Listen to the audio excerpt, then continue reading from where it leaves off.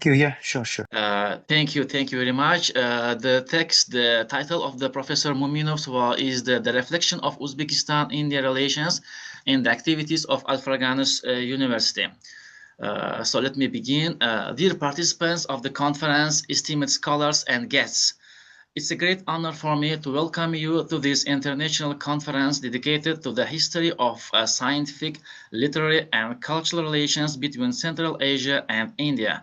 The participation of prominent university scholars, researchers, and experts in today's conference demonstrates its international significance. The program of the conference, which covers all aspects of the history of relations between Central Asia and India from ancient times to the present day, clearly shows that there have been continuous and lasting ties between the two regions. Since the early days of its establishment, Al-Farganus University has established close relations with India in various fields. For example, in 2024, the negotiations on inter-university cooperation were held between Al-Farganus University and Mata Sundari College for Women of India on faculty and student exchange programs, lectures, courses, as well as joint seminars and conferences. Professors and lecturers from India's most prestigious Jawaharlal Nehru University also visited our university. On November 18, 2024, as part of international cooperation, Associate Professor Manish Kumar Mishra of K.M. Agrawal College in Maharashtra, Mumbai, visited Al-Farganus University and delivered a lecture on Indian philosophy and religions to the students of the Faculty of Social Sciences, providing detailed information on India's philosophical heritage, religious traditions, and cultural uniqueness. On December 10, as part of international cooperation, Associate Professor Harsha Trivedi from Vivekanand Institute of Professional Studies visited our university and delivered a lecture on India's education system and student grants to the students of the Faculty of Social Sciences, giving a comprehensive overview of India's education system and government reforms related to scholarships for students. Our university professors actively participate in a number of international events organized in India. For instance, the professors of our Faculty of Medicine took part in the International Conference of World Women Studies Conference 7 last year. On January 30 this year, at the beginning of this year, a roundtable discussion titled Mahatma Gandhi and Peace was held at our university. In February of this year, one of our students won top places at the India Open International Kickboxing Tournament held in New Delhi. These are just a few examples of Al-Farganus University's close relations with Indian educational and cultural institutions. Dear participants, the question may arise, why are such international conferences important?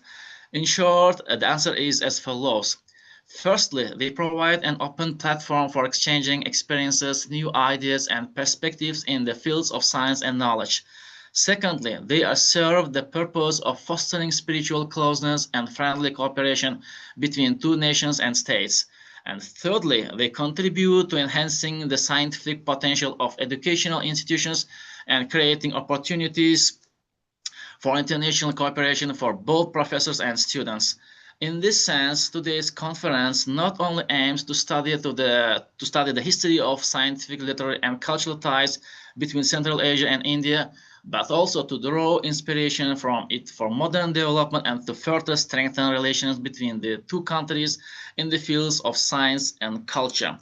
I sincerely congratulate you on this conference held for such noble purpose. I am confident that the ideas, scientific conclusions, and cooperation initiatives presented here will serve as a foundation for new projects in the future. I wish you all fruitful work, meaningful dialogue, and scientific achievements, and thank you for attention.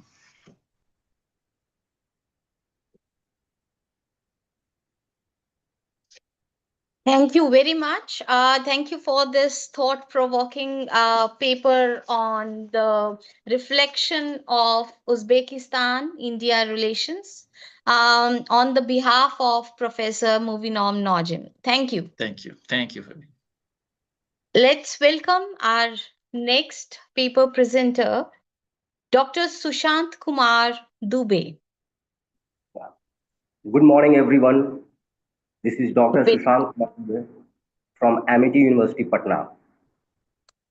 The title of my paper is Persianate Echoes and Vernacular Voices, Exploring Central Asia in Hindi Literature. This paper examines how the Persianate cultural sphere, especially that of Central Asia, has influenced Hindi literature and how vernacular local voices in Hindi respond, adapt, and sometimes resist that influence.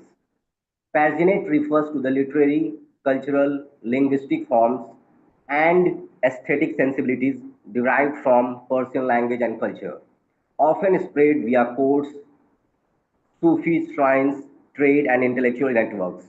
The vernacular voices are Hindi and its regional dialects and folk traditions. We explore the historical interaction, some illustrative literary material, the ways the Persian influence is mediated, and the roles of vernacular voices in shaping the literary imagination of Central Asia in works written in Hindi or in Hindi vernaculars.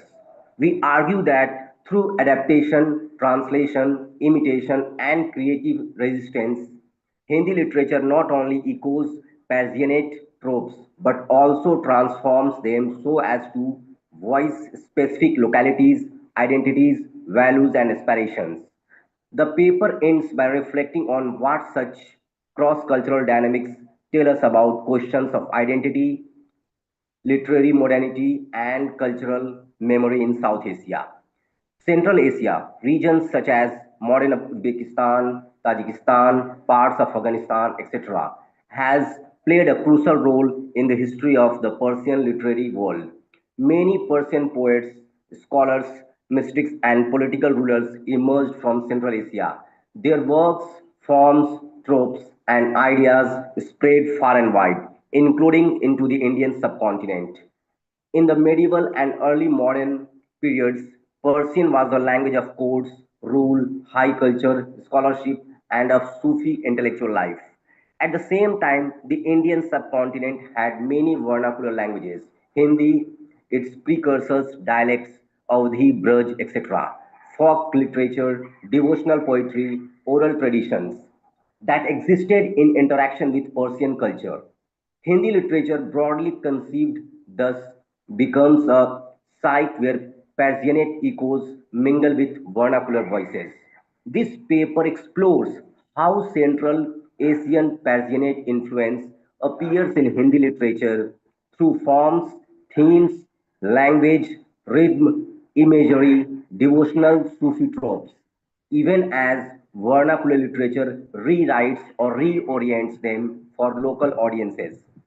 We will look at historical cases, literary texts, and discuss processes of translation, adaptation, and resistance. First part Persianate echoes in Hindi literature, forms, themes, languages. In exploring the influence from Central Asia, we can see several dimensions. First, forms and literary genres.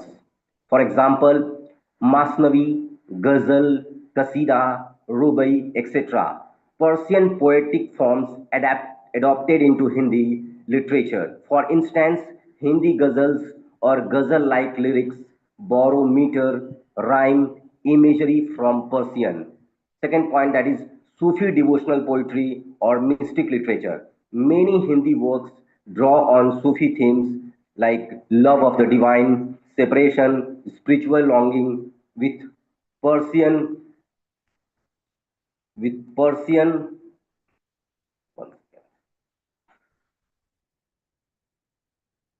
with Persian mysticism. Then second point that is language and lexical borrowings. Persian and Arabic words entered Hindi vernaculars. Objects, metaphors, relational terms, administrative, spiritual vocabulary often reflect Persian influence. Poets and lexicographers like Arju reflected on the exchange of how Indic words became part of Persian poetic stock, how vernacular poets used Persian forms and vocabulary. Then we have themes and imagery. The Persianate world often brings tropes, like, for example, gardens, we call it bagh, nightingales, bulbul, wine, taverns, moonlight, lovers, waiting, separation, all common in Persian poetry and adopted in vernacular Hindi poetry. Then we have mystical imagery, union with the beloved interpreted as God, metaphor of journey, trials, spiritual guidance, peer murid relationship, discussions of self and ego. Then fourth point, that is translation and adaptation. Indian narratives originally in vernacular or Sanskrit were translated into Persian for Persianate audiences. Likewise, Persian works or motifs were translated or adapted into Hindi or Hindavi vernacular forms, sometimes changing to suit local tastes. The process often involved selective adaptation, preserving some Persian features, discarding or reshaping others to align with local culture, idiom, religious sensibilities. Then we had, that is second part, vernacular voices, locality, identity, resistance. While there are Persianate echoes, vernacular voices contribute their own shape and sometimes push back or transform. That is folk and oral traditions. Folk songs, storytelling, devotional songs in Awadhi, Braj, Bhojpuri, Mathili, etc. are rooted in local life, practices, nature, festivals. They preserve local sensibilities. These forms sometimes intersect with Persianate influences. Example, adopting metaphor, melodious rhyme, but often remain distinct in tone and worldview. Then second point, that is localization of Persian tropes. When Persian derived imagery enters vernacular literature, local colors are added. Local flora and fauna like mangoes, monsoon, local birds. Then we have local festivals, folk customs. The beloved might be imagined in local clothes, seasonal cycles might reflect the reality of North India rather than Persia. Then we have vernacular poets speaking back. Sometimes vernacular poets subtly critique or parody elite Persianate forms by exposing their distance from common life, emphasizing vernacular speech, emphasizing values of community, local religious practices, simpler devotion rather than curtly or esoteric mysticism. Then last, that is identity, religion, and cultural memory. For many vernacular poets, using vernacular is itself a claim of belonging, rootedness, resisting alienation, particularly often colonial period and in modern times, the vernacular is a site of asserting cultural identity. Central Asia in the imagination may be idealized as in Persian poetic tradition, but also reimagined via vernacular lenses. Sands, Sufi shrines, stories of Central Asian origin may be localized or appropriated. Here, like for example, case studies, I'm talking about case studies here. Like here, I'm giving some concrete examples to show how these dynamics work. First example is Chandayan by Maulana Daud, written in 1379 CE in Awadhi, a vernacular dialect but composed in the Masnavi form, which is originally Persian influenced. It combines local narrative and folk elements with Sufi spiritual meaning. The poem uses local dialect, vernacular names, and settings, but structures society in a way reminiscent of Persian romance. Then, second example, we have the Tajkira tradition and the vernacular embedded in Persian texts. Within Persian biographical collection, Tajkiras, one often finds casual references to everyday vernacular speech, jokes, planting of Hindavi or vernacular words or expressions. These are embedded in Persian language texts. For example, in stories of Mirza Bedil and contemporaries, despite the high Persian register, vernacular Hindi words appear for local daily objects, dialogues, common speech, but often the vernacular is translated or explained in Persian or used as a subordinate glosses. Then we have lexicography and poets reflecting on language. The 18th century saw lexicographers like Arju compiling dictionaries that include Hindavi, Urdu, vernacular words together with Persian, reflecting awareness of the mixed linguistic environment. He also spoke of vernacular literature and its value. Poetic works in vernacular but with personalized aesthetic, example, poetic diction, metaphors, comparative imagery. The last point in this part, we have modern and colonial period responses. In colonial times and the period of linguistic nationalism, there was both admiration for Persian literary heritage and at the same time moves to assert vernacular literatures, Hindi in different scripts to foster regional national identity. Modern Hindi writers sometimes translate or adapt stories from Central Asian, Persian sources or use Persianate tropes but with modern themes. For example, like social justice, colonial experience, identity, etc. Next part, we have Central Asia as imagined space in Hindi literature. Beyond direct influence in forms and language, Central Asia appears in Hindi literature as an imagined symbolic space. First point regarding this part, pilgrimage, Sufi sands, shrines. Central Asia is often evoked as birthplace of saint lineages or of intellectual spiritual traditions that filtered into India via Sufis. These stories become part of vernacular lore. Saints are said to have disciple networks reaching India, written in folk songs and vernacular accounts. Second point, exoticism, nostalgia, cultural memory. Passionate Central Asia becomes exotic in vernacular imagination. Snow capped mountains, caravans, scholars in distant cities, gardens of paradise. These images are often adapted to express longing for higher learning, for spiritual purity, for cultural roots. Third point, that is migration, travel, translation. Sometimes poets or writers who came from Central Asia or ancestors of people in India bring stories, memories, or a sense of dislocation that is reflected in literature, or translation of Central Asian or Persian works into vernacular registers carries that cultural memory. Next part, that is discussion, dynamics of influence and transformation. Here I am reflecting on what these interactions mean. First point regarding it, syncretism versus purity. The interaction shows that cultures do not exist in isolation. Passionate and vernacular strains intertwined. Many literature works are hybrid. This hybridity challenges notion of cultural purity. Then we have power, patronage, and access. Passionate forms were often associated with elite patronage, like courts, mansabs, wealthy Sufi orders.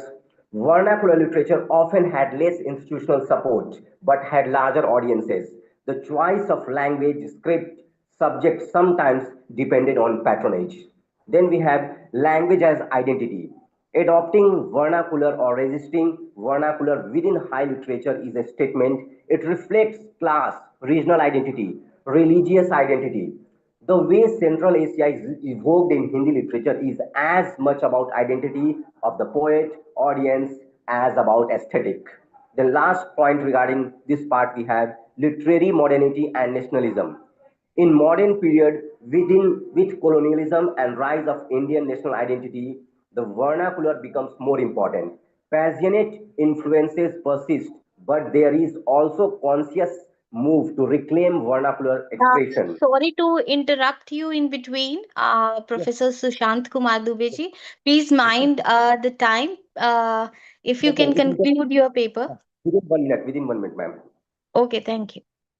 Central Asia becomes less distant, more part of shared heritage. In conclusion, I would like to say passionate echoes and vernacular voices are not opening forces, but rather parts of a rich interweaving. The influence from Central Asia via Persian literary culture has left deep imprints on Hindi literature in form, imagery, themes, vocabulary, but vernacular voices via folk tradition, dialects, local themes, speech, reshape and adapt those echoes to their own realities, values, aspirations. I can say understanding this interplay helps us to see how Hindi literature becomes a space of cultural negotiation where memory, identity, and creativity meet. It helps us appreciate how literary cultures evolve, not by simple transmission, but through translation, adaptation, resistance, and revision. Thank you, everyone, for giving me this opportunity to present a paper. That was a wonderful presentation. Thank you so much, Professor Sushant Kumar Dubey. Let's Thank you, move ma'am. Thank you, ahead. ma'am. Uh, let's move ahead and welcome our next speaker, Professor Azim John. And I would like to request all speakers, please take care of time. Thank you.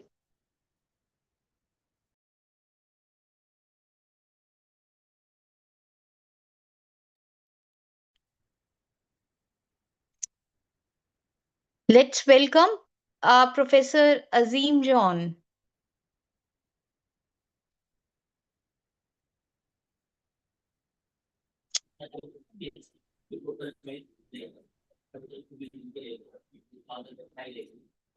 Professor Azimzon Ramano from the Department of Eastern Philosophy, Alfarangus University. Sir, are you there? Upasna ma'am, I think he is not there, so we will go for the next speaker. Ramakant sir has already given his speech. Sonia Rathod, madam, are you present? Sonia is from Poland, so as per the timeline, this is not possible for Sonia to be the part of the conference right now. Dr. Satyavan Mane, Gardner Institute of Technology, Ratnagiri, Mumbai University, Maharashtra. Dr. Satyavan Mane. Okay. Let's move. Next one is Ativa Modibano Olimanova, National Institute of Art and Design. Are you there, ma'am? She is also not there, I think. Then, Nazroa. hmm. For this session, the participants, those who are present, they can tell us. Dr. Indira ma'am. Indira ma'am आप जुड़ी हुई हैं Russian State University of Humanities Moscow.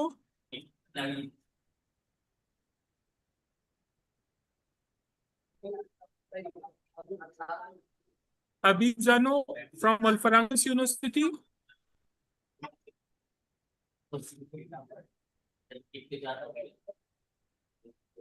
Osh State University, Osh, Kyrgyzstan, Nazroa ma'am, S. Nazroa, she was there.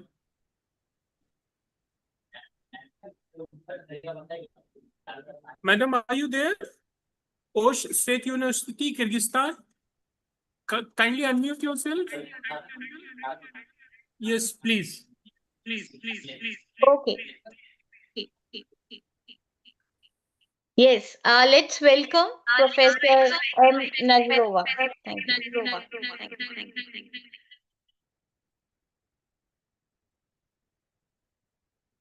So, good morning, everyone. Professor Suita Abdikadirova will present the paper. So please, the floor is given to her. All right. On your behalf. Yes.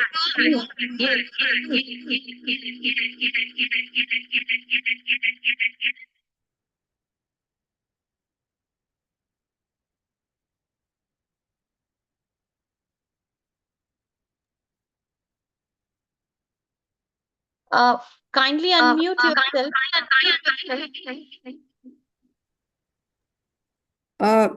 Parvin Kumar, please, could you display the Sure, presentation? sure. I will do. And just mute yourself once.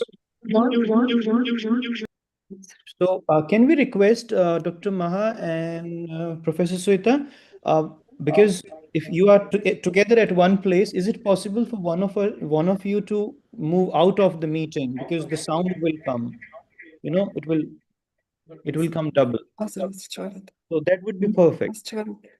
Thank you. And I will share your slides, and you can guide me when I need to move next. So I'm sharing that gender one, right? That's the presentation? Yes. Done. I will share that one.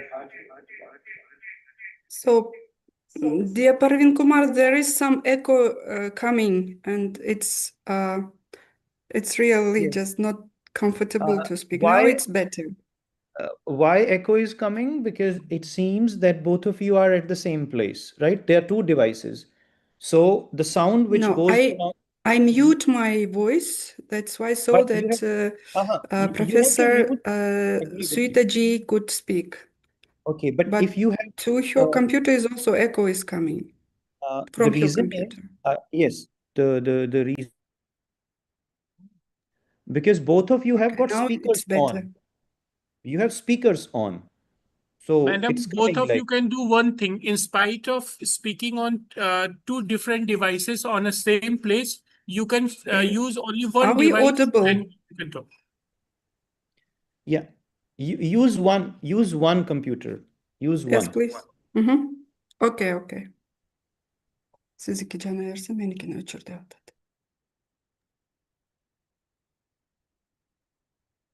So you please join one.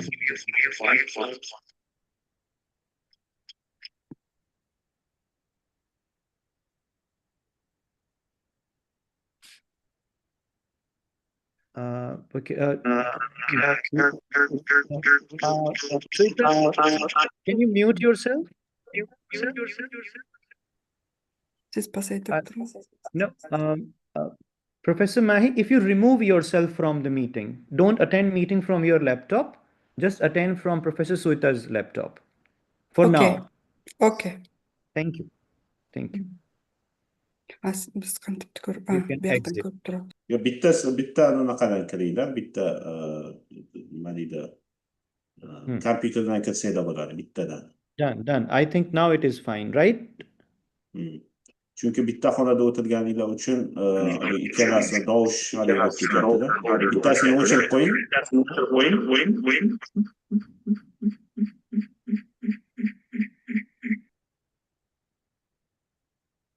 Yoki boshqa xonadan ishtirok etishingiz mumkin. Yo bittasini o'chiring, bittasini boshqa Sherdor sir, kindly mute yourself. Yes. Yes, madam, now you can continue. Please continue your paper.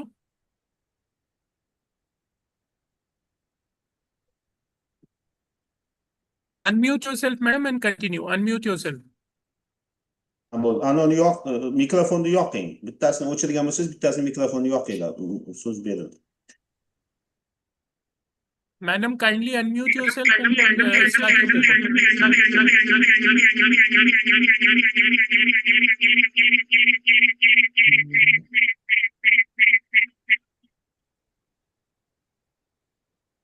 Dovushingiz eshitilmayapti, mikrofonni yoqinglar.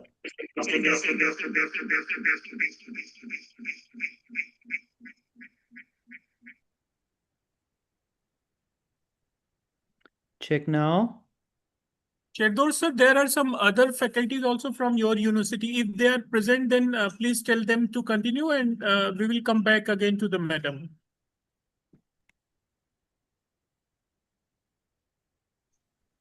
Sherdor sir, can Yes. Kamoliddin Begzod National Institute of Arts and Decision, To'xtayeva Madina Bonu. Here.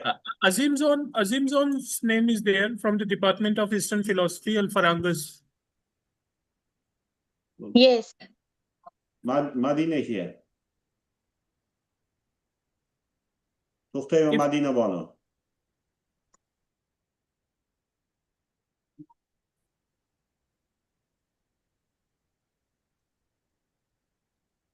To'xtayeva Madina Bonu, art is a mirror of society. Kamoliddin Begzod National Institute of Arts and Decision. Hey, let's welcome Professor Sherdor.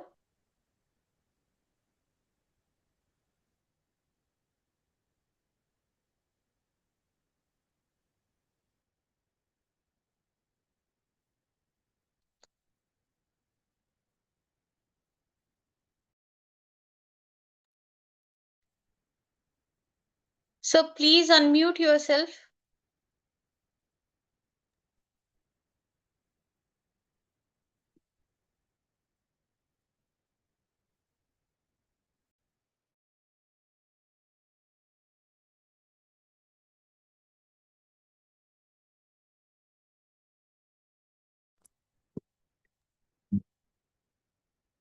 Pavin sir, those who are present in this session, just call them. If there anyone who is present, we will continue with him.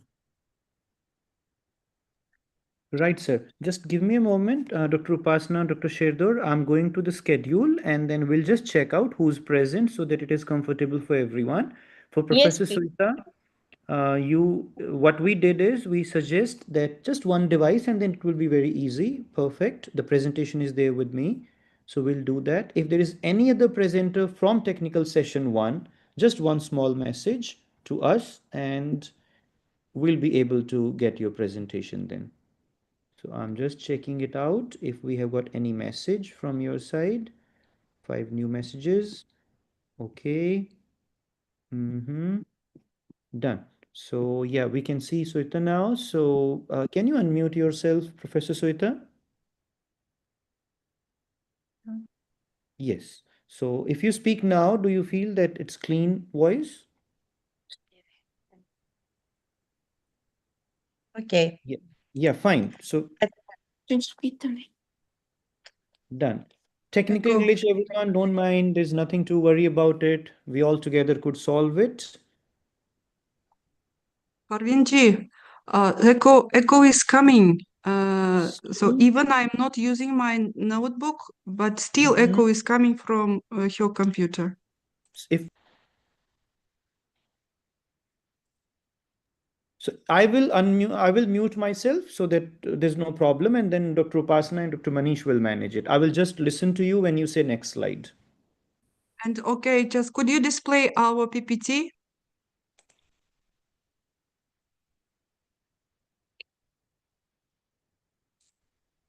Yes. Окей. Нормально, да? Да, Слышно всё, меня, да? да, да. Ага.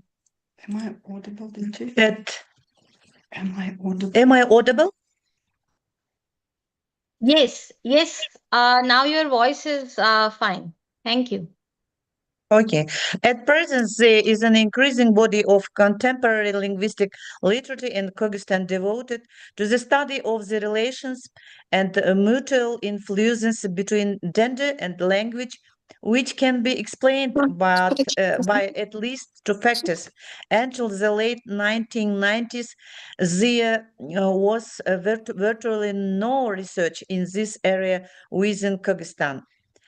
The aim of the study is to conduct a comprehensive linguistic, stylistic, and conceptual analysis of the gender conceptosphere in folklore based on Kyrgyz, Hindi, and English language materials. This study employs linguistic analysis methods such as descriptive, analytical, comparative, and contextual analysis. The material for this research consists of folklore and folk tales from English, Indian, and Kyrgyz cultures. In its original orientation toward studying natural language as a special science system from the perspective of conceptualization as a cognitive process, the concept of conceptosphere correlates with several related notions as illustrated in Figure 1. Concepts related to the term conceptosphere. Oral creativity in each culture performs a threefold function. A, it constructs a world model as an ordered schema. B, it informs the worldview as a system of values and beliefs. C, it creates an image of the world as an artistic and aesthetic embodiment. Even in pagan times, Slavic culture formed ideas of Mother Earth and Father Sky, whose love created all living things on earth. Bharata Mata, Mother India, symbolizes the nation. Prithvi, Mother Earth, represents the sacred principle. Purusha is the cosmic spirit. Prakriti represents nature, the female principle. According to ancient Turkic beliefs, within the pantheon of gods, the main deity is Tengri, father. The chief goddess is Umay Ene, mother of all mothers, the oldest goddess among the Turkic and Mongolian peoples, second in significance only to Tengri. The oath goddess is Jersu Ene, Mother Earth, and the god of the underworld is Erdik, masculinity. A typical feature of the English linguistic tradition is the association of the lexeme hurricane with the pronoun she, which is part of the metaphor nature as women, mother nature, nature a harsh mistress. In English lingua culture, the main gender binary opposition became firmly established and especially reinforced only during the Middle Ages. Unlike in Indian and Kyrgyz cultures, where a binary principle were expressed already in ancient times. Here we observe the following models. Knight, lady, object of worship. Men were more often associated with authority, law, and religious mission. Priest, knight, crusaders. Women were associated either with earthly flesh and sin or with heavenly purity, the Madonna. Indian. Rama is an ideal husband, warrior, defender of Dharma. Arjuna and Bhima are warrior heroes, bearers of the honor of the family. Sita is a faithful, sacrificial wife, a symbol of moral purity. Draupadi is a symbol of female dignity and honor of the family. Man is a defender of honor, women is an embodiment of honor and morality of the family. Kyrgyz. Manas is warrior defender of the land and people, a symbol of strength and courage. Kanikei is a wife advisor, wise advisor, wife of Manas, keeper of the family. Semetei, son of Manas, and Aichurek are keeper of tradition and inspirer. Man is a warrior and defender. Women is an inspirer and keeper of tradition. Englishman, active hero and warrior. Women, idealize a lady or magical power, good or dangerous. Beowulf is a hero who defeats monsters. King Arthur and the knights are defenders of honor and order. Queens, for example, Unfrid, are peacemakers. Guinevere is a lady of the heart, lady of the lake, magical power. Morgan Le Fay, sorceress. A comparative analysis of positive and negative gender proverbs in Indian, Kyrgyz, and English lingua cultures has yielded the following results. As you see, the examples are reflected on the screen. Kyrgyz paramelegy, positive and negative. Positive, mother is sacred, man is a head, women is a neck. The beauty of the yurt house is in the wife. In Kyrgyz language, kızdın yolu urmat, a girl's pet must be respected. Negative, a girl's fate is tender. And next, Indian paramelegy. The same examples are reflected on the screen. Positive, Ma ki pavon tale jannat hoti hai. Under the mother's feet is paradise. And negative, aurat ki jat samach mein nahin ati. It is impossible to understand a woman's nature. And the next English paramology, positive, behind every great man there is a great woman. A mother knows best. A good wife makes a good husband. The hand that rocks the cradle rolls the world. Negative, a woman's place is in the home, the weaker vessel. And in Kyrgyz culture, one can notice a combination of the cult of the mother and strict. strict patriarchy. A woman is valued as a guardian, but is considered weak and fickle. Indian culture is distinguished by ambivalence. Women is a sacred, Mother Shakti, but dangerous and changeable, Kali, temptation. In English culture, there is a duality of inspiring mother, wife, weak, dependent women, often expressed in strict stereotypes. Identify similarities and differences in the gender conceptual sphere of three cultures through folklore proverbs. But in all three cultures, one can see similarities in relation to the mother. Cult of the mother, Kyrgyz. Mother is a holy Indian. Under the feet of the mother lies heaven. English, the hand that rocks, the cradle rolls the world. In all cultures, the mother is the source of life, a revered figure. The dominant role of the man. Kyrgyz, erkek baş kadın moyun. A man is born for the people. Jigit el üçün törülüt. In Kyrgyz proverbs, one can notice that much attention is paid to the position of men in society, the authoritarian nature of their behavior, as well as the indispensability of men in the family. Could you please focus your attention to the following examples which are depicted on the screen? Kyrgyz, alған ері жарашса, қара қатын ақ болады. If the husband is a good, then even a pockmarked wife will become beautiful. Indian, emphasis on dharma and protection of family. Parivar ki raksha hit dharma hai. Protecting the family is a duty. English, a man's home is his castle. Man, always protector, leader, bearer of strength. Women, keeper of the heart. Kyrgyz, a good wife is a happiness in the house. A bad wife is the devil in the house. Indian, if a woman runs a house, it's a heaven. English, a woman's place is in the home. The gender archetype of women is the center of the home.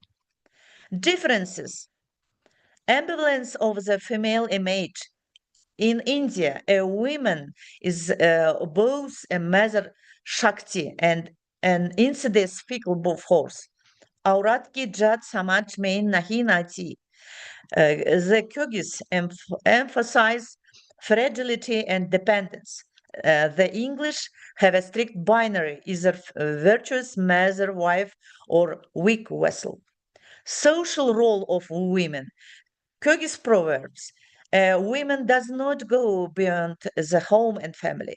Indian emphasis on education is allowed. Gender concepts are clearly visible here. Women, mother, soul of the house, holiness. English emphasizes limitation. Women is tied to the house and a man. The image of man, Kyrgyz tradition, warrior, defender, epic hero. Indian, associated with religious and moral duties, dharma. English, knight, defender, master of the house.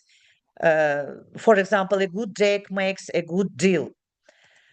Paremiological data confirms that the gender concept sphere across cultures reflects deep-seated worldview models. In the Kyrgyz tradition, proverbs emphasize patriarchal hierarchy and the veneration of motherhood. In the Indian tradition, they fluctuate between sacralizing and expressing suspicion toward the female principle. And in English proverbs, they tend to reinforce rigid binary roles, granting limited agency to women. Thus, the gender concept sphere in paremology functions not merely as a linguistic phenomenon, but also as a mirror of culture identity. social values, and the historical development of communities. These proverbs not only encode social norms and gender expectations, but also offer insight into how each culture negotiates power, morality, and social cohesion. By examining these patterns comparatively, researchers can better understand the underlying cognitive and ethical frameworks that shape gender perceptions and their evolution over time, highlighting both universal tendencies and culture specific nuances. Uh, Thank you for attention. This is my presentation. All right. Thank you so. Thank Thank you. you, Dr. Thank you Upasna. so much, Professor Suita and Professor Nazarova. Your clear slides and engaging delivery made these ideas very accessible. Thank you so much. Thank Let's you. Dhanyavad. then thank you so much. Let's And move to uh-huh. yes. Dr. I Upasna, would just one submission before like we talk. I would interrupt here small about Dr. Soita and Dr. Mahi. When they will be there in Kurukshetra next time, Professor Soita, you will get to meet Upasna as well because she is for a sure. faculty at Department of English. So when you go there, you will find her as your host. Yes, for sure. Thank you. Okay. So we can move Thank ahead you. to check out our next Okay. presenters. Thank you. Thank you. Uh, Botacha. let, let's welcome Dr. Indira. Dr. Indira.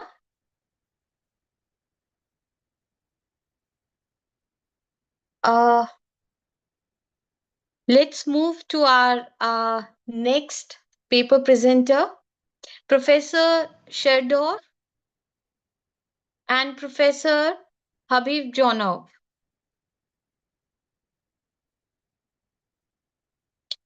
Professor Sherdor.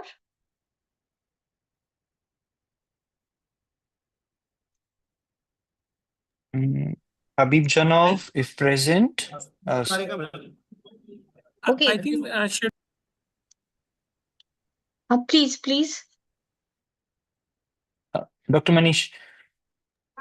I think Sheldon sir has presented his paper when he has given the oath of thanks. Sheldon sir, here? Mr. Sheldon, So continue with the other participants. done. Thank you, Manishji. So what we are moving is like we also have another presentation from Osh State University from Professor Soita and Professor Mahalia. Are you willing to present that paper as well, or we consider it a joint one? Please share with us. I guess that paper is This the also same. on gender. Done. So maybe yeah, that was the Hello. same one. Hi. Lingoculture. I am here. Dr. Shedar. Habib John of my students. I am Oh. supervisor Habib John's will speak tomorrow. Fine, sir. No problem. Okay. Done. So now we have a request from Dr. Anuradha Shukla. Dr. Manish, for some official reasons, she won't be able to present tomorrow. So we wish to acknowledge this request and ask you to permit this so that she can present her paper today. Dr. Manish, Professor, we can. Professor Praveen, I guess there is one more. Dr. Rupesh Dubey. Yes, Dr. So, Rupesh Dubey. Dr. Manish, please inform us about Dr. Rupesh Dubey's paper Rupesh is timing. in trouble. I think it is not possible for him to present. So, Dr. Anuradha Shukla is willing. Please permit him. All right. Please. Thank you so much. Thank you, sir. Okay, let's welcome Dr. Anuradha Shukla. Thank you. And Dr. Manishji, please, if we can give her co-host or presentation rights, because Dr. Anuradha might be having slides as well. Dr. Anuradha co-host. Dr. Parveen, Shedorji. Madina here. Okay, done. So what Koftay ve we'll do Madina after bono Dr. oni Anuradha, nuna. After Dr. Anuradha, we'll request Professor Madina Bond. Okay. Thank you. Dr. Upasana, please note, Madina Banu will be presenting after Dr. Anuradha Shukla. All right. Okay. Right. Yeah, thank you so much, everyone. Is my slide visible? Yes, yes, Yes, please these are go ahead. visible. If you can Thank please you. make them full screen Yes, sure, sir. so that we go for a slideshow. Yes. Thank you so much. Yeah. So, Honorable Session Chair, very effective and efficient, I should say, organizing team, and all the fellow presenters. I'm Dr. Anuradha Shukla. I'm from Narsee Institute of Management, Mumbai. And as you can see on the slide, my paper's title is Hindi Language Teaching and its Acceptance in Asian Countries. Am I audible to everyone? Yes, you are audible. Please go ahead. Thank you. So I would like to introduce this topic, telling about the Hindi's role in Asian education and society. We all know that Hindi is among the world's most widely used language varieties, and with hundreds of millions of speakers and a very effective digital footprint, and thus a global standing of Hindi. Coming to its instrumental value for neighboring and partner economies across Asia, Hindi has growing instrumental value, including business with India, cultural exchange, especially in concern of cinema, music, and streaming OTT platforms and other platforms as well. Tourism flows and increasingly industrial collaboration in information technology and AI localization, which is a need of the day. Now, moving on to the institutional response, universities and cultural institutions across Asia have responded with dedicated programs, having full degrees programs, minors, even certifications, courses. Even we are adding in it the school level second language tracks. Now, moving on the next slide. This paper is written with some of the research objectives. So I would like to provide a nutshell of that. The objective is to identify scope of Hindi teaching in Asian countries and its impact on different culture, tourism and technology, its impact on cognitive development, and up to what extent it can be promoted for policymakers and educators with its visit.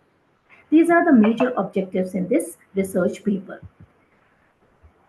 Of course, when the objectives are decided, it is having literature review and it is based on certain research questions and hypotheses. I'm just going to read the very first one because of lack of time. When we look at its first research question, that in which Asian countries is Hindi formally taught and how is it integrated into curricula, it is connecting with the hypothesis that countries with higher trade, education exchange, or diaspora links means of different countries' connection with India are more likely to institutionalize Hindi. So moving on the next slide, now I'm coming to present the theoretical framework, the important discussion, which is mapping uh, Hindi as teaching in South Asian countries, and beginning with Nepal. And before this, as I have not added literature review slide, but lot many sources are used for that. Especially, would like to add the standard encyclopedia overview, bridging review, ETH Juris Files, Economic Times, even Hankook University of Foreign Studies researches. These all are provided in the references. Now, beginning with South Asia, one of a very important country, Nepal. Nepal Tribhuvan University hosts a central department of Hindi, which scripts commonality. That commonality is found in the form of Devanagari script. And it also shares high mutual intelligibility with Nepali. Hindi functions as a practical cross-border lingua franca in commerce and tourism in Nepal. Moving on to Bangladesh, the University of Dhaka's Institute of Modern Languages, which is popularly known as IML, offers Hindi among its non degree language courses.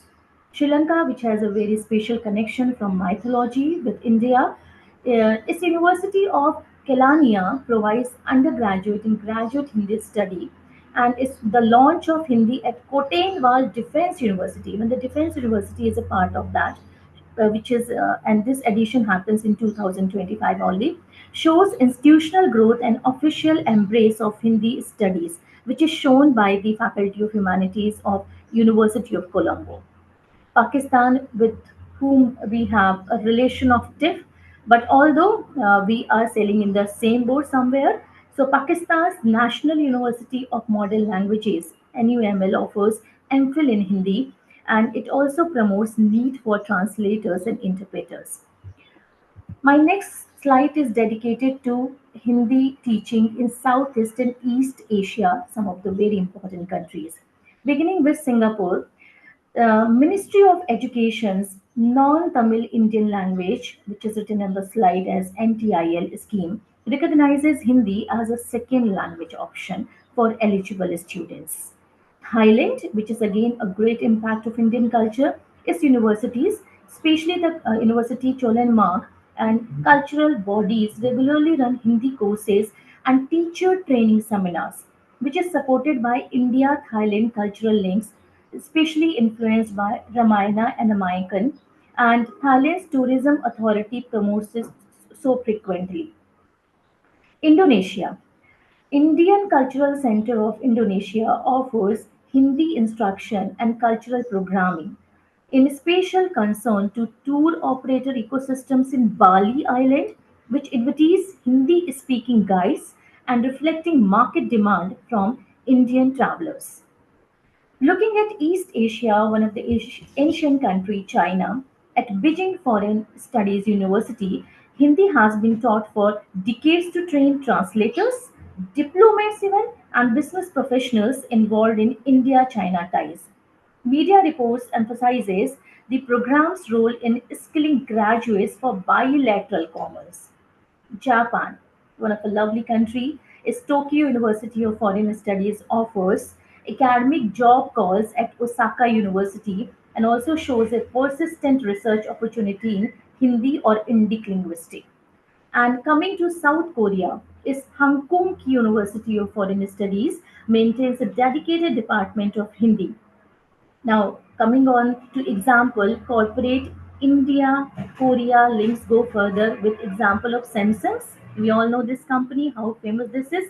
Samsung's global expert program has provided Hindi or cultural training for employees deployed to India. My this last slide of Hindi teaching is based on West India, which is the Gulf countries in Central Asia. We are very well aware that United Emirates has taken Hindi as a school language option with Hindi Urdu use in daily life. Tourism authorities and private schools highlight Hindi among the common languages in Dubai, especially, and international schools list Hindi in mother tongue language B offering, which is according to the Gulf News. Visit Dubai and diadubai.com. Central Asia, as some of you are already here from Tashkent and Samarkand, and Dr. Manish Mishra has given his service as a visiting professor there for a long time recently. Uzbekistan, the Tashkent State University of Oriental Studies teaches Hindi as a part of Indology and hosts India focused collaborations. So moving on to my next slide, what is this day-to-day use of Hindi when we look at different countries?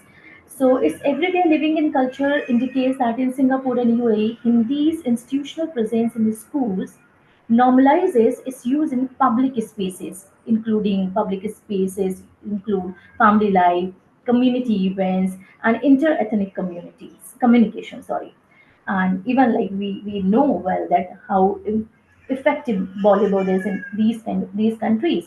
Bollywood's diffusion of songs and fandom is across Southeast and East. Tourism boards officially list Hindi among common languages to attract Indian visitors, especially. Dr. Anuradha, Yes, sorry to interrupt you. yes. Uh, this is very insightful presentation. Thank you for that. But I would like to request you to please adhere with the time if you can conclude your presentation. May I Thank you. take a minute?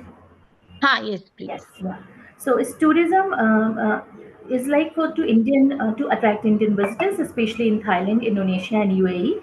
And my special focus is coming on technology and industry. nowadays major AI platforms as Google Assistant, Microsoft Azure, Language Meta, and all that. These are enabling voice interfaces, and this supports creates demand for Hindi savvy product managers, testers, linguists, and data annotators across Asia. Now, moving on to the next slide, I don't want to present it because of the lack of time. Just one thing which is very important, I feel to say that countries where Indian communities are large or where trade and education links are dense, especially in UAE, Singapore, China, adopting or adoption Hindi lowers transaction cost and classic network externalities, which is we can see users and more value and more incentive to learn. Now, coming to the next slide, the case studies, many case studies are presented because of lack of time. We can just go with my paper. And the last conclusion is what it is written out of the clue that Hindi teaching in Asia is broadly accepted. And I would like to say that Hindi is more than just words, it's a bridge across generations. My paper has presented some of the recommendations. Measures are given to the recommendations are given to co-design modules with tourism boards, airline, tech firms, and OTT platforms. Apart from teacher pipeline and exchanges should be focused on an expansion of ICCR chairs and bilateral universities should be also be given emphasis, and some more recommendations are presented. Thank you so much for your time. Uh, Thank you so much, Dr. Anuradha Shukla, for this wonderful presentation. Uh, let's move to our next speaker. Let's welcome Professor Madina Bonu Oli Movna.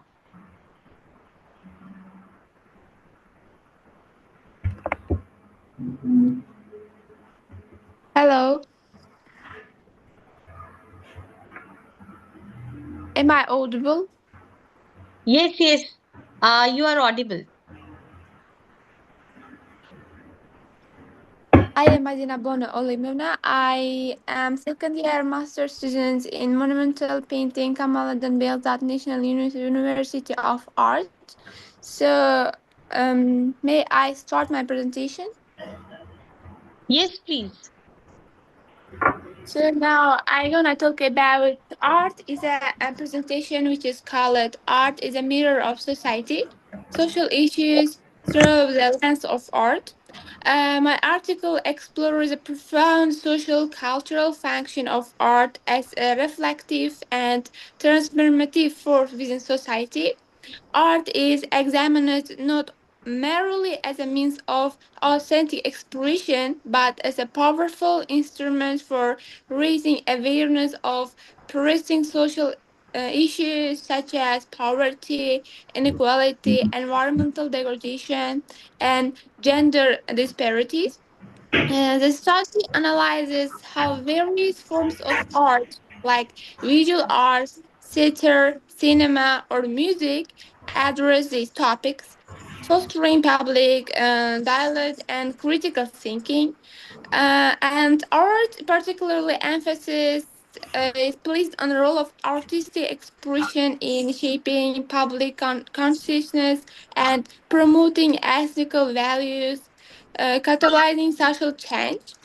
And art's profound expression of human thought, emotion, and social conscience and thoughtful history. It has evolved as an inseparable part of social life.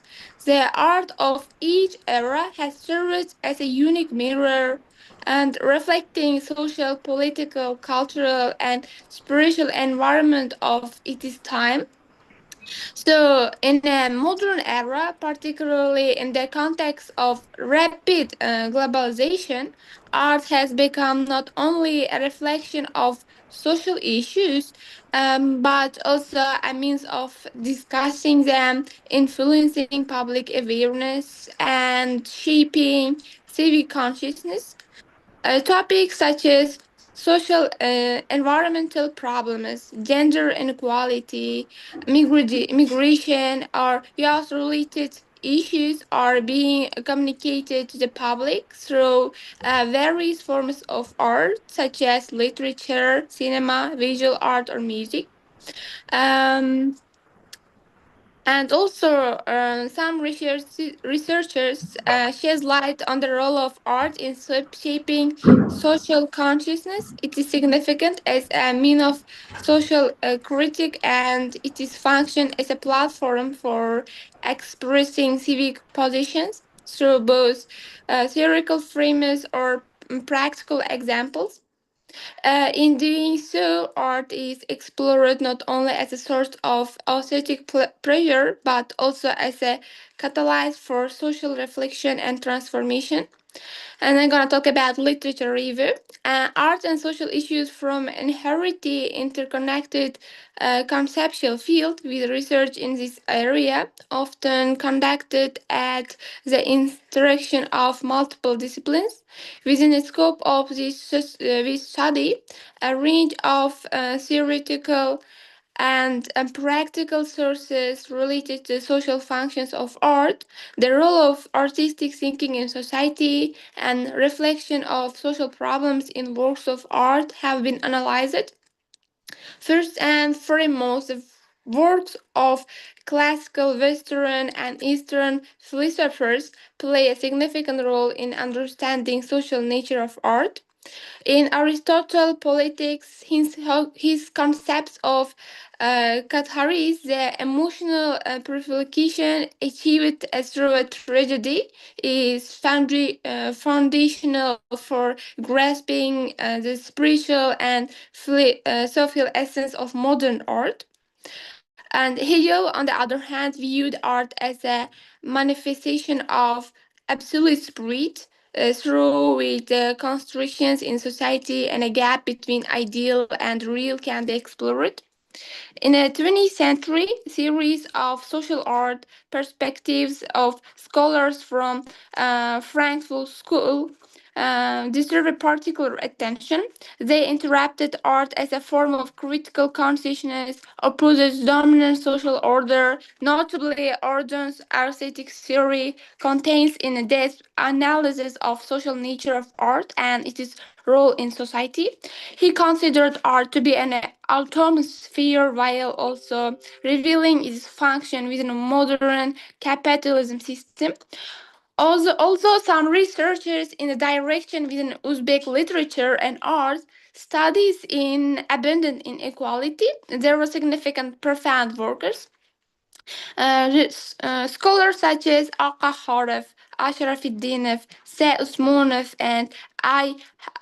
A. Haidmedov have addressed the role of art and literature in social life and spiritual aesthetic dimension of artistic imagery.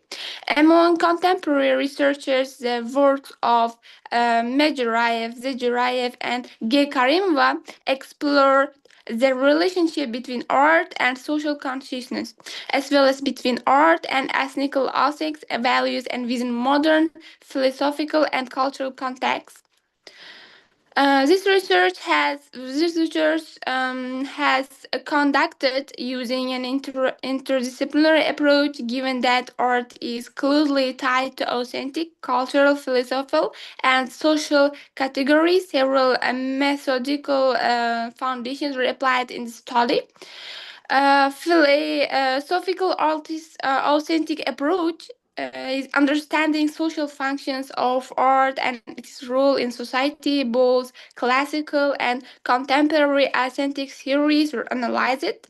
This allowed for an exploration of how art engages with social conditions, problems, and transformations from a philosophical authentic perspective. And I found that through theoretical analysis, a review of relevant literature, and examination of social context of various art forms, the following key scholarly findings were achieved within the scope of this research. Firstly, social function and essence of art have been reinterpreted. It has been demonstrated that art is not merely as a phenomenon of pleasure, but also a mirror reflecting social problems, injustice, conditions in society.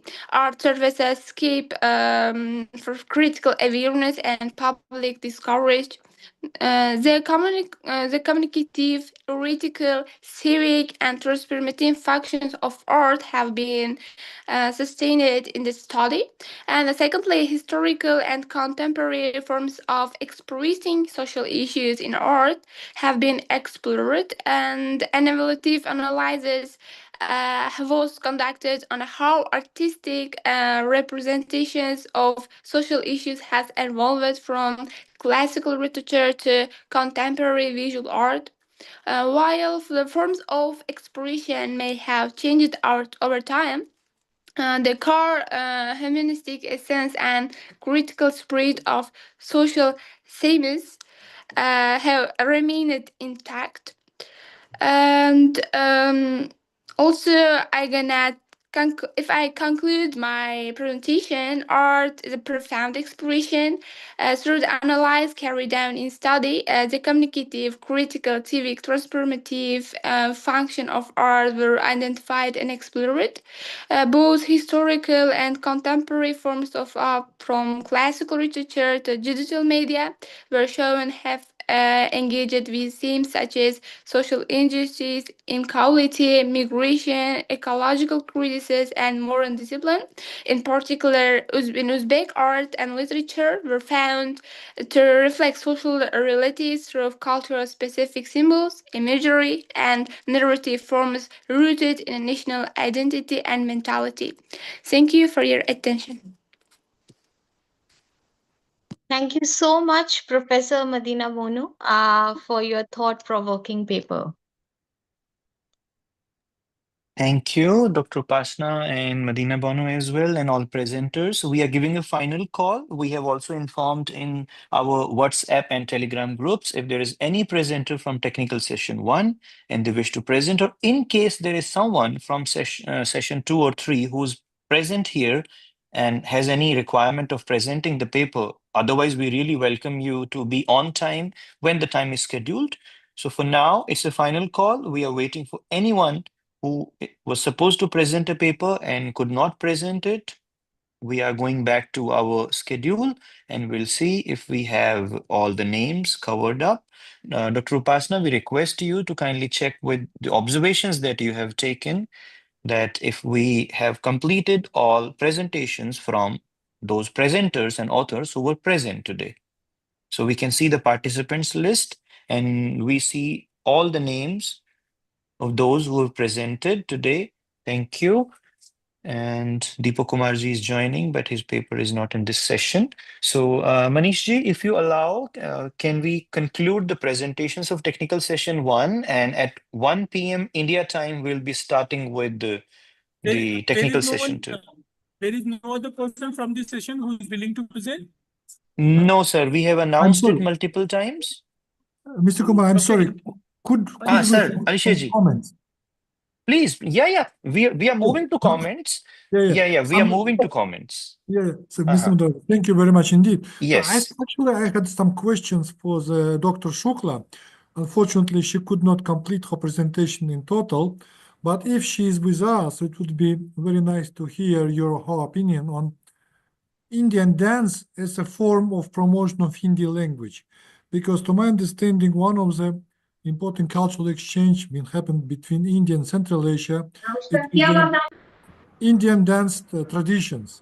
So, because you can read these traditions, you could read this dance, this movement, and sometimes these movements represent some storytelling. They represent something like cultural practices or some cultural stories from the cultural background. So therefore, my question will be to Madame Shukla, if she with us, to what extent the Indian dance could be one of the example of promotion of Hindi language worldwide and for teaching England language, Hindi language through the cultural practices, traditional cultural practices. Yeah, thank you so much, sir. The question is very valid as because of the time and my paper as almost it was on the focus of academic and technical stuff. Although like I added very small points that when I was talking about Thailand, that India and Thailand cultural links through Ramayana.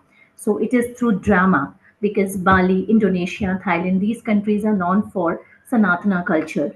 And when we talk about dance, is the biggest source of expansion of Indian culture. And through that, though, even the students also culture, when the cultural exchange happens between different universities. So dance is also one of the biggest form through youth culture and this. So even thank you so much for this suggestion. In further any paper, like I would like to elaborate the artistic side of these intercultural relations between countries. Thank you so much, sir.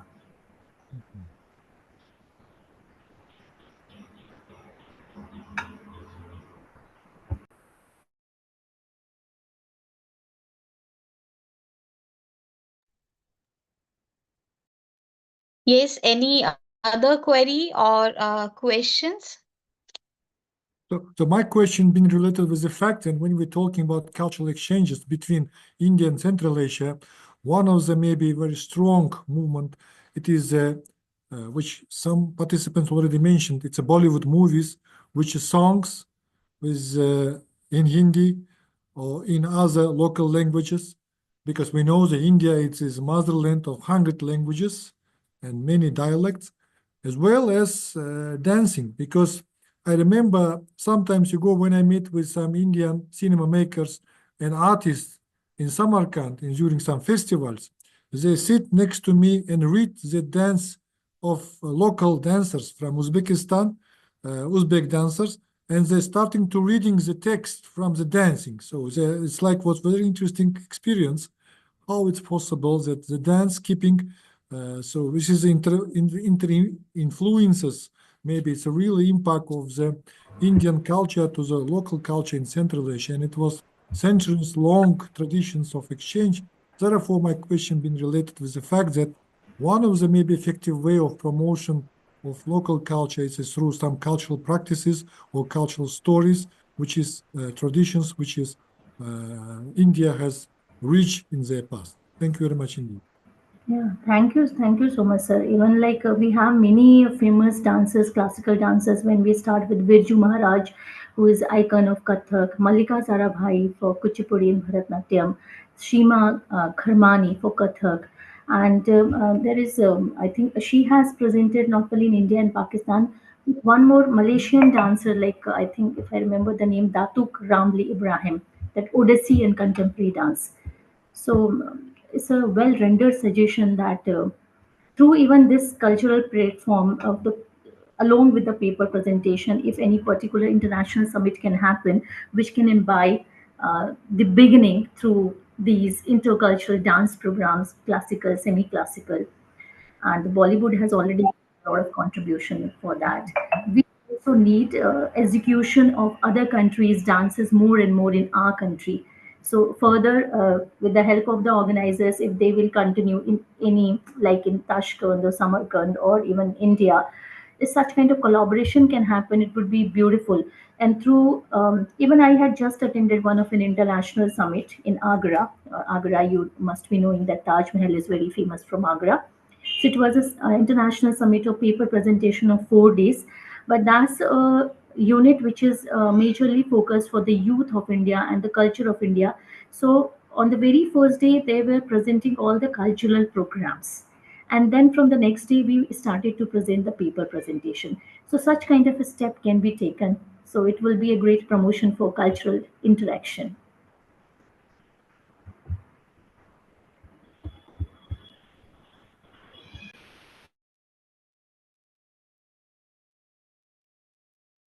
All right. Thank you so much. As I can say that now we have reached to the end of our session. I would like to conclude with the words like art has always been a truthful mirror of the society from which it springs.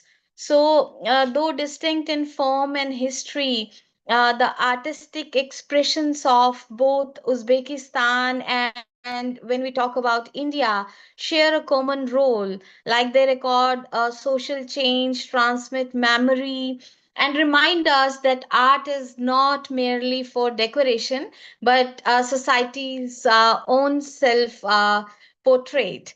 So, my sincere thanks to all paper presenters for their thoughtful papers, and to the audience for their active participation.